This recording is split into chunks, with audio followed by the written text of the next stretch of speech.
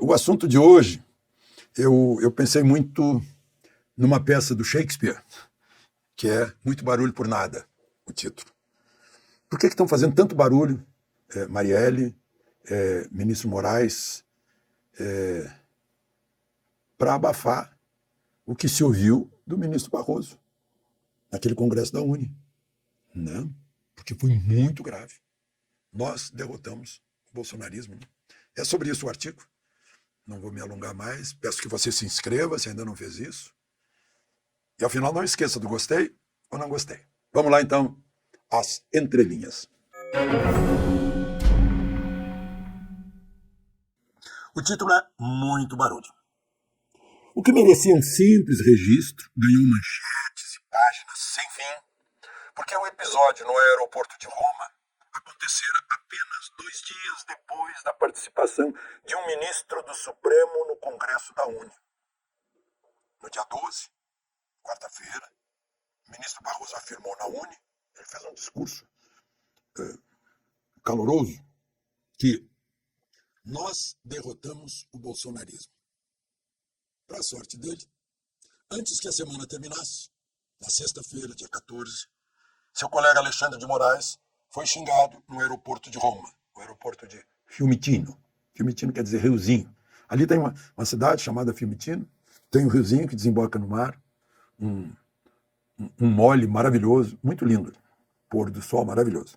Quem tiver que embarcar cedo, durma em Fiumicino, bons restaurantes. Dica de guia turístico. Bom, a fala de Barroso na UNE complementa a dele em Nova York. Ele disse lá em Nova York: perdeu, mané, não a mola. Era o vitorioso que se gabava em Brasília, já tripudiando de um derrotado em Nova York. Fecha, né? Faz sentido. Presença inédita de um juiz do Supremo em Congresso da UNE, em que emoções expuseram aquele que foi presidente da Justiça Eleitoral num período de preparo para a eleição presidencial de 2018. Foi época de debate sobre a segurança das urnas e comprovante impresso do voto. Aproveito para lembrar que tem eleição no ano que vem, ainda sem comprovante. Eu acho que é muito importante a eleição municipal, que são aqueles que nos representam pertinho de nós. Né? Mas essa fala, né? Uma dúvida que o Dr. Freud explica isso. Tem a emoção tira o superego do caminho e o inconsciente, plimba, bota para fora.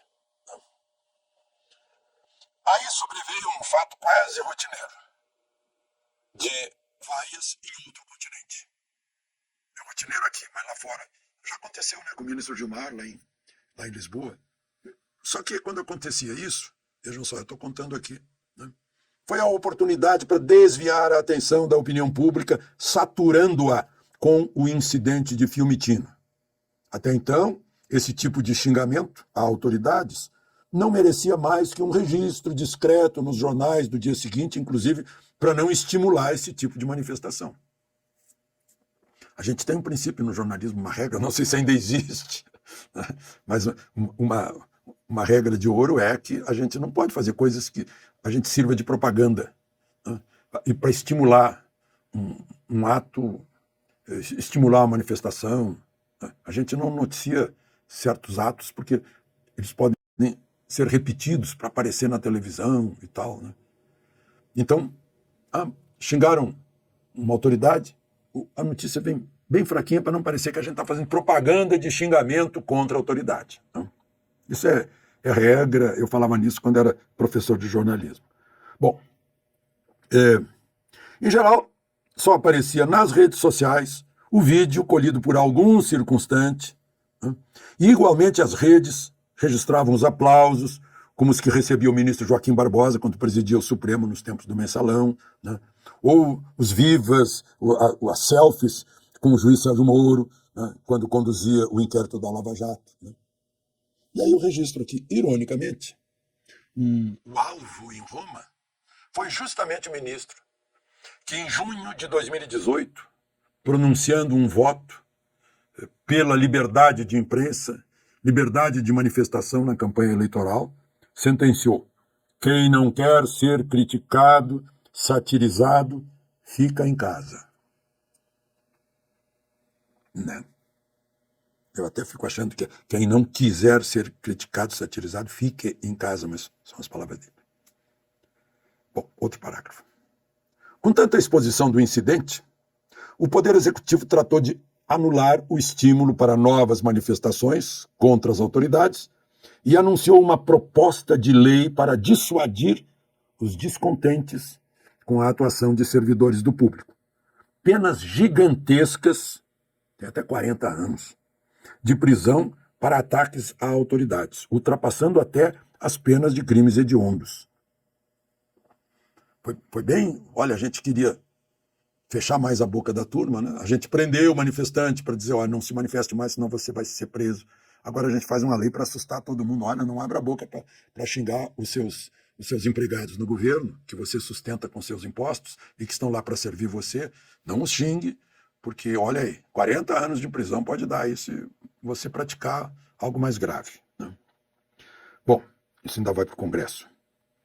O próprio presidente da República se encarregou de qualificar os supostos agressores de animais selvagens que deveriam ser extirpados. Extirpados. O Hitler tentou extirpar os judeus. Teria extirpado 6 milhões de judeus. Isso é surpreendente para o presidente de um país que não tem pena de morte. Também é surpreendente que o próprio tribunal que abriga o ministro em questão tenha assumido o caso. Estranho, né? É espírito de corpo. Embora os agressores não tenham foro no Supremo. Mas não é só isso, né? O artigo 7º do Código Penal diz que para ser julgado aqui, pagar por aqui alguma coisa que foi feita no exterior, só se for um crime tipificado como passível de extradição. Não é o caso, né? Desacato, vias de fato. Né? Se fosse um caso aqui, né, seria a Justiça Federal de primeira instância. Mas já foi a última instância, e é a última instância que reagiu. Né? Já negando a possibilidade de recurso. Se está no Supremo o caso, vai recorrer a quem? Não. Foi a presidente do Supremo que autorizou a busca e a apreensão no domicílio das pessoas investigadas. A Polícia Federal entrou na residência do casal Mantovani, levou documentos, celulares, computadores. Uma ação inédita, num aparente caso de vias de fato, que é a contravenção, né?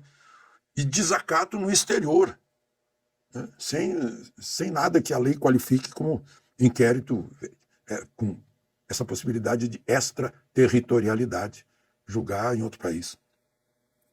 Concluindo, o PDS de Gilberto Kassab também se contaminou com a caça aos animais selvagens e sumariamente expulsou Roberto Mantovani do partido, mesmo sem apurações conclusivas do episódio.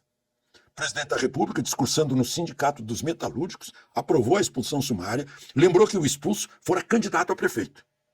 Só que ele não mencionou que a candidatura, em 2004, nem era afiliado do PDS, tinha o apoio de Lula. E o vice do Roberto Mantovani era do PT. Depois, Lula recomendou que, mesmo não gostando de alguém, não se deve xingar. Em seguida, chamou Mantovani de canalha. E não se constrangeu ao revelar para uma plateia de metalúrgicos que havia avisado o chefe do governo alemão, o Scholz, de que o suposto agressor de Moraes se diz representante de uma empresa alemã. O chefe do governo da Alemanha disse, tá nesse nível a coisa. Lula entregou, denunciou. Olha, ele está dizendo aí que é de uma empresa alemã, ou seja, fala com essa empresa alemã para tirá-lo de lá. Não sei se ele era ou não era, né? Mas às vezes o sujeito já é um terceirizado lá de uma empresa, a empresa nem sabe. Bom, mas aí, além disso, veio mais um fato, Marielle. Né? Anunciou-se com estardalhaço tudo que a gente já sabia sobre o caso Marielle. E para corroborar, fazendo alguma ação, prendeu-se o Suel, que já cumpria prisão domiciliar. Aí eu lembro de um clássico, quem gosta de cinema já viu, claro, Casablanca. O capitão Renault de Casablanca foi o modelo. Lá na frase final, antes de Sempre Haverá Paris, prendam os suspeitos de sempre. Produz-se muito barulho para não se ouvir o discurso de Barroso na Uni. De Brasília, Alexandre Garcia.